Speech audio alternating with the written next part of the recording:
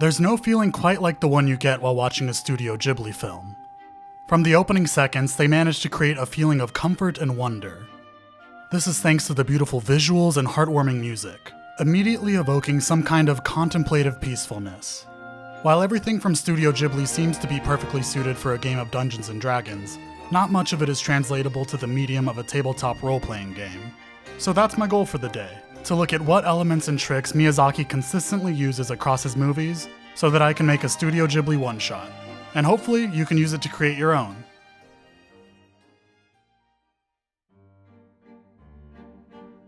When I'm creating a one-shot, that desire usually comes from a really random thought I had or some pre-existing media that I want to explore.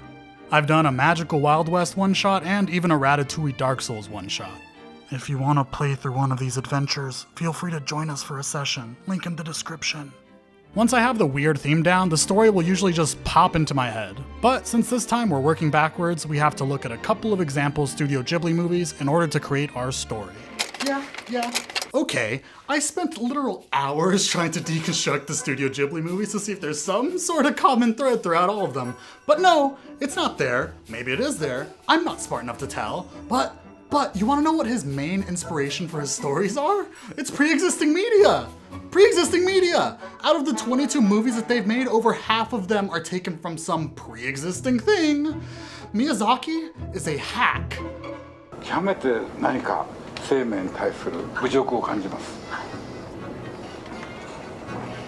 Ponyo is just the Little Mermaid! What was the inspiration for Ponyo? カエルをやってましたが、初めはブリキのカエルを男の子が拾うという物語だったんです。でもどうやってもカエルがキャラクターにならないもんですから金魚にしました。 Yeah, okay, sure. Wait, Miyazaki, no, he's just kidding. Please stop typing. But the point still stands. We can use plot points and themes from pre-existing media as a shortcut to create our story. This is just for a game. Being derivative is not bad. So how do we determine which piece of media to borrow from?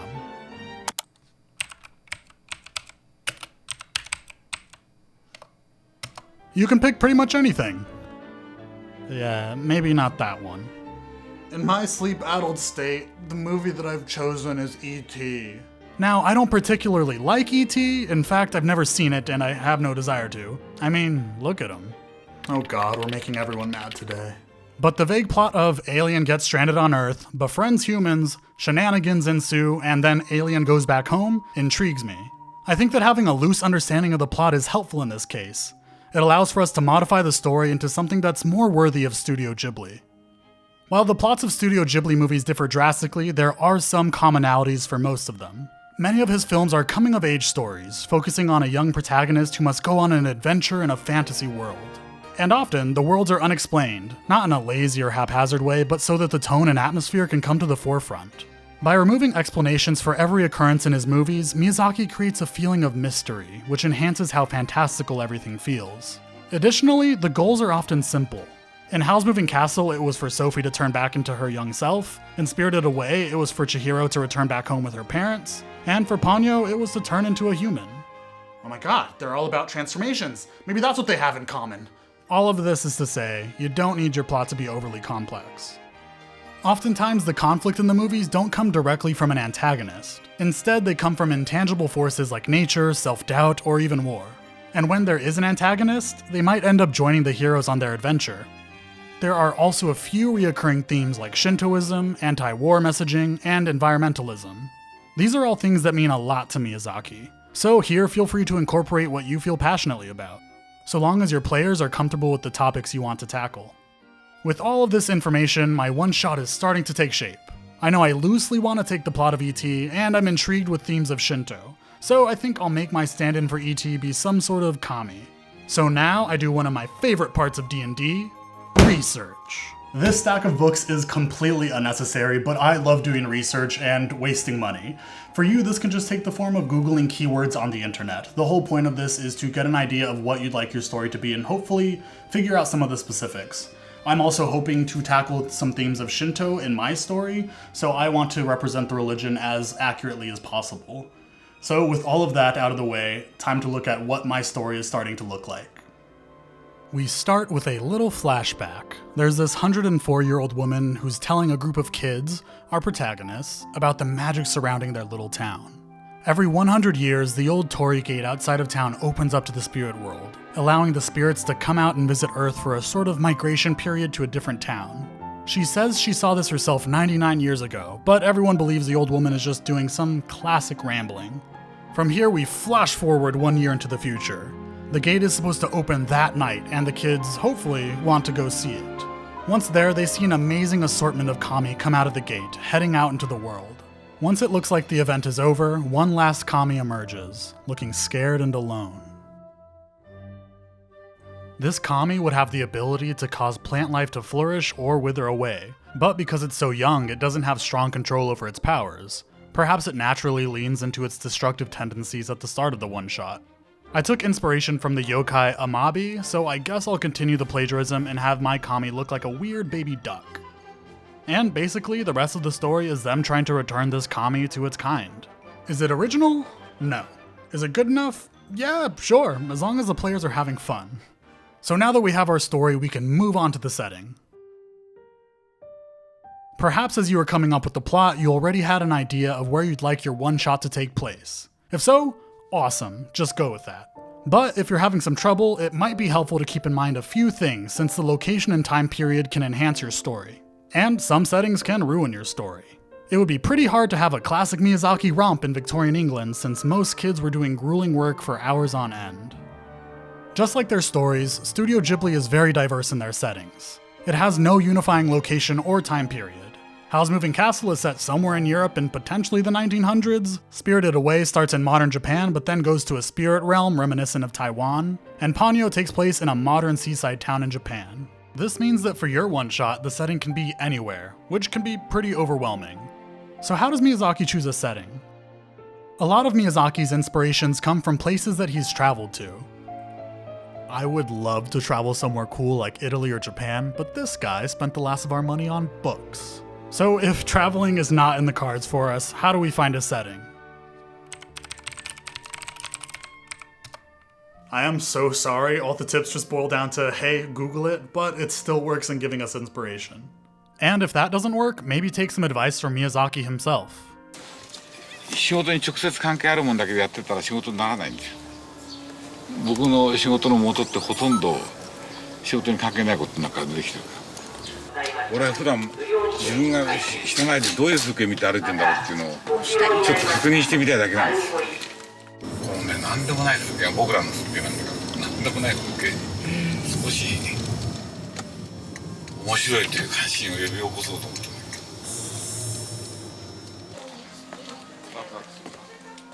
After a quick Google session, I've decided I want my story to take place in modern-day Shirakawa, Japan in the wintertime. Most Studio Ghibli movies don't have a winter aesthetic, so I'm hoping to take that on myself. Plus, it is over 100 degrees where I'm at, and I want some snow, even if it's only fictional. Great, now that we have our setting and our story, it's time to move on to the really fun part. One of my favorite features of Studio Ghibli movies is how few classic action scenes they include. Instead, they manage to turn what would typically be a mundane task into a nerve-wracking, epic feat. And I want to replicate this. That's not to say that there are no action scenes with the characters, because there are plenty of amazing set pieces. But notice that these are still not traditional combat like we would normally find in D&D. This is because the protagonists of Studio Ghibli movies are not very impressive. They are quite consistently normal humans. And if D&D has taught me anything, it's that humans are pretty lame. This makes Ghibli characters relatable, but not very applicable to a traditional game of D&D, but I'll cover how to fix that in a later section. To create fun action scenes for your PCs, you need to create a sense of urgency or peril, and this should be informed by your plot or setting. I mentioned earlier that the kami in my one-shot is not well adjusted to using its powers. So as an example of how a plot point can influence the action, if provoked, I could have the kami get scared, losing control over his powers, and causing some destruction.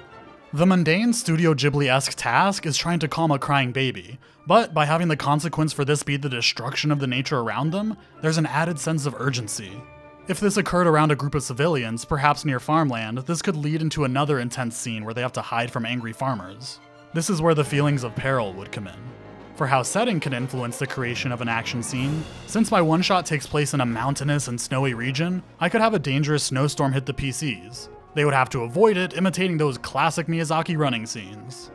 Perhaps if they get stuck in the storm, the kami would have to use its powers, for the first time showing how its abilities can be used to help people. Those two examples are how my plot and setting helps me create intense scenes, but these moments will look very different depending on how you've built your one-shot so far. If you still want a more traditional action set piece, consider putting a powerful NPC at the center of the action. You might place this in the background while the less powerful PCs have to react and just survive. This dwarfs the PCs, putting them in a situation similar to Studio Ghibli protagonists. But be sure to not make the PCs feel too incompetent. Since this is a one-shot, I would suggest having 2 to 3 purposeful action scenes, or just intense scenes. Luckily, they're not combat-oriented, so they should be short enough to get done in the one-shot while still keeping your players engaged. I actually think that these have the potential to be more engaging than combat, which, in my opinion, can be pretty monotonous. Also, be sure to leave room for periods of calm. Studio Ghibli shows how important it is to give room to just appreciate a small moment or reflect on something. One of my favorite scenes in any movie is Sophie sitting out with Markle by the water. It's such a simple scene, but it allows for a moment of humanization and comfort. This is of course dependent on what your PCs do and are interested in, but it's important to provide the space for these moments. Now on to music. This has the ability to drastically change the tone of a scene. Check this out.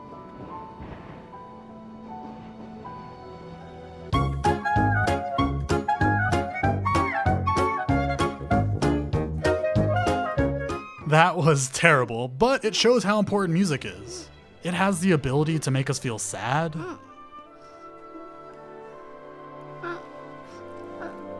heroic,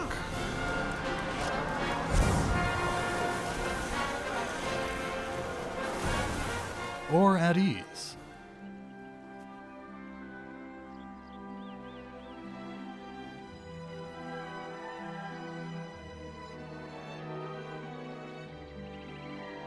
This shows that we can harness the music of Studio Ghibli as a shortcut to evoke emotions.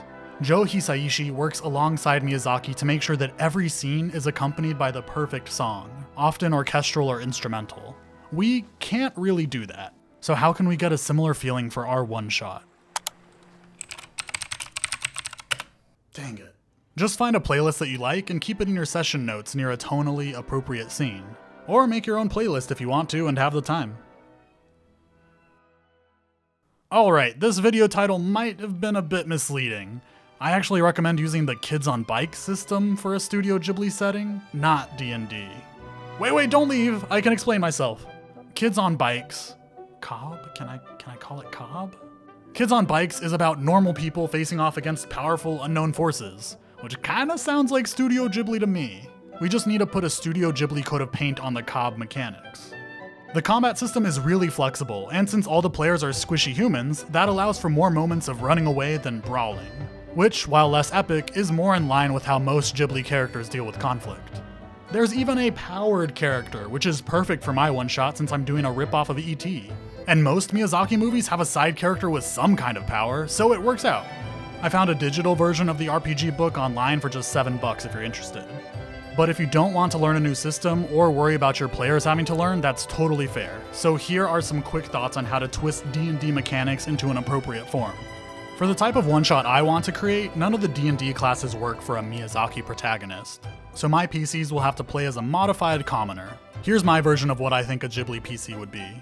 I raise the AC because the main characters rarely get hurt in their movies, not because they're tough, but mostly out of sheer luck. Higher AC will just represent being lucky in this case. I'll boost the speed a bit because the characters are pretty much always running. As for the ability scores, your players can roll these like they would for a normal character sheet. To be faithful to the typical characters in Miyazaki movies, I would prioritize charisma since they're mostly just adorable and or cool kids, then wisdom since they all have some emotional intelligence, then dexterity, cause again, running, and then intelligence and constitution, and finally dump that strength stat. Pretty useless. Let them choose proficiency in one of the wisdom skills and for dexterity saving throws. This could be different for your Ghibli campaign since there are some powerful Miyazaki protagonists like Princess Mononoke or Ponyo, but having my PCs be relatively weak helps add to the feelings I want my one-shot to elicit. Also, give your PCs a powerful companion. They can be a reskin of a D&D monster or a character made from a normal character sheet. Every mundane group of PCs deserves their own Ponyo or Calcifer or Hal or Totoro or Calcifer or Haku or Calcifer. I really like Calcifer. In addition to that, feel free to give them some cool but relatively mundane magical items to make up for how mechanically dull their characters might be. I have dreamed about giving a player a cloak like Markle's. After that, the rest of the design is just remembering that this is not a typical game of D&D. There really are no challenging epic battles. You wouldn't throw 3 beholders at Chihiro. At least, not without giving them a way out or ensuring that your players also know that this isn't a normal game of D&D, and that they probably shouldn't try to fight everything. And that's what the next section is for. Clearly, this isn't your typical game of D&D. Your PCs are potentially playing as a bunch of commoners. So before playing the game, and probably even before writing the one-shot, you should tell them what to expect and ask if that's something they would be interested in. Let them know that this one-shot is modeled after Studio Ghibli movies. The PCs are going to be playing normal people who deal with very human problems with magical elements woven throughout the story. If you explain that and your players are excited, then you are finally ready to play your one-shot. If you made your own Studio Ghibli style one-shot or plan on making one, please tell me about it in the comments. I would love to hear about any of your ideas. And feel free to ask me any questions about it. If you want to join me or any of our other fantastic DMs for a game of D&D, check out the link in the description to sign up and you'll get to meet and hang out with other kids who love Dungeons & Dragons. And if you've never played before, we also offer intro classes where we teach you how to play. If you enjoyed, please like and subscribe. Thank you so much. See you next time.